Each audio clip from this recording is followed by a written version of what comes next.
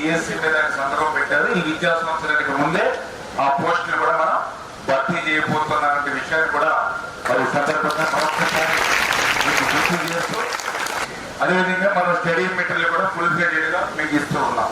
2 నెలలు మీరు కష్టపడితే మళ్ళీ మీరు ఇంకొక 40 సంవత్సరాలు మళ్ళీ సుఖపడతారు. మీరందరూ కూడా మన పాలకొల్లు నుంచి కూడా మంచి పోస్టులు మీరందరూ కూడా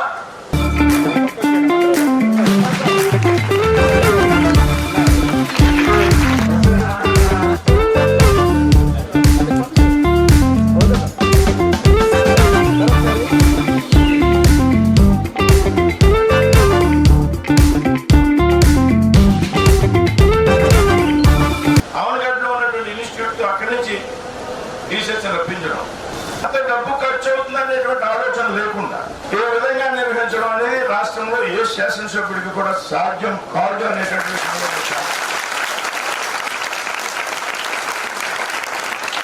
8 లక్షల రూపాయలు మెటీరియల్ ఖర్చు. ఆయనకి ఐడియా రాలేదేమో, లేకపోతే బస్ పాస్ కూడా ఇప్పించేవాడు. నా తండ్రి గారి పేరు ఏర్పాటు చేసినటువంటి ట్రస్ట్ ఏదైతే ఉందో పోకరా సూర్యనారాయణరాజు ఫౌండేషన్, దాని నుంచి మొట్టమొదటిగా 5 లక్షల రూపాయలు